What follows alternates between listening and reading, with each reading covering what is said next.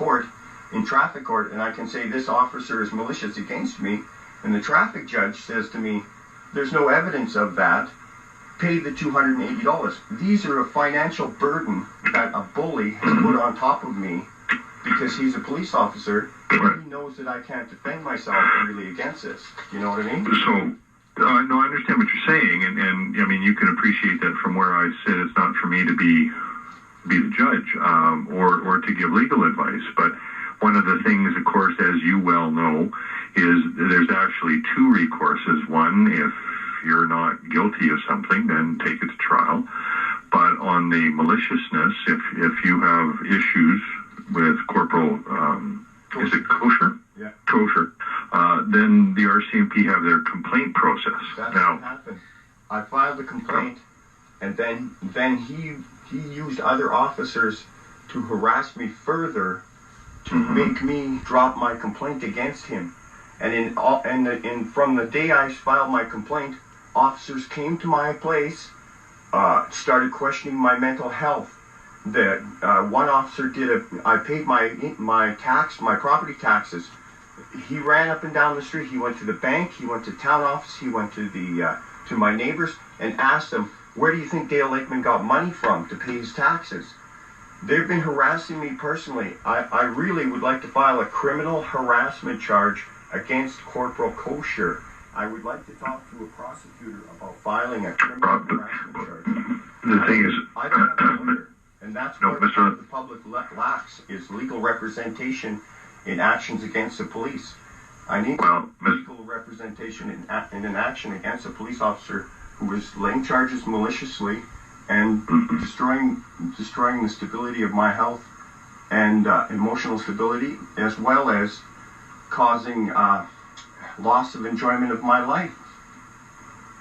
And that's the thing. Prosecutions can't deal with that because two things. Prosecutors don't lay charges. Police lay charges. So if you have a complaint about the police, there's the complaint process.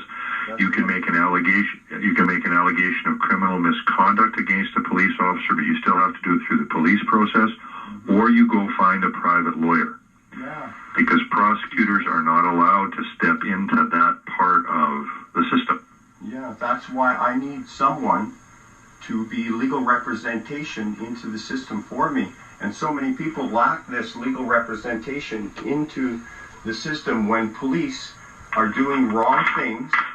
Other police officers defend these police officers and deny public complaints. The public complaint system is set up so the onus on the complainant is to prove that the officer is doing something to them. But when uniformed police officers representing the RCMP come to investigate on behalf of the Public Complaints Commission, that is what they call a travesty. A uniformed officer who represents what he represents wearing his uniform is the RCMP. He can't come and investigate independently, unbiased, a complaint against another officer. There's no possible way. There needs to be absolutely legal advocacy for people that do not or cannot afford to have a lawyer intervene on their behalf. We need to have the public system arranged so that as soon as I make a complaint, a legal advocate for the complainant calls me, arranges me to be mediated or discuss my complaint with the Public Complaints Commission.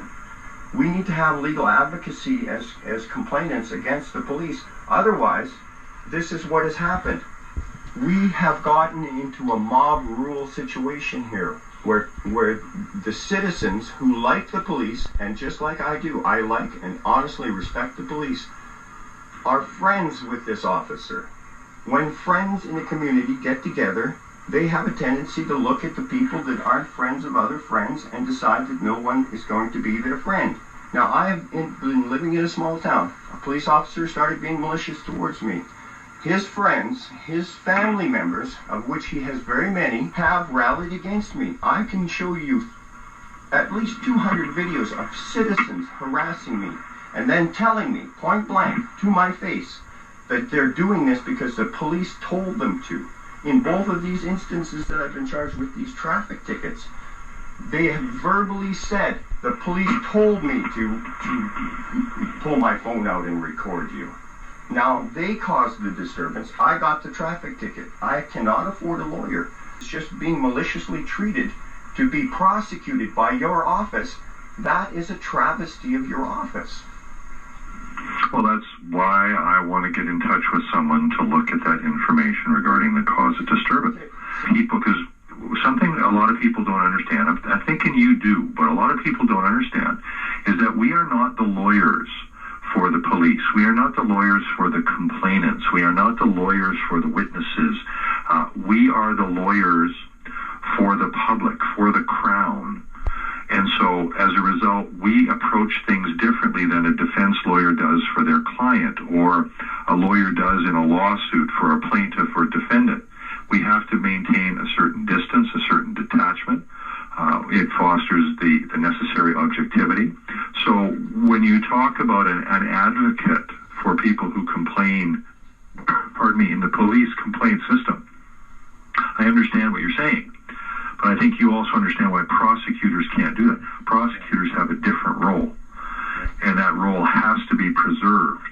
Otherwise, we either become we start favoring one side over the other, or we are perceived as doing that. That's right. Yeah. So that's the Gerald Stanley thing again.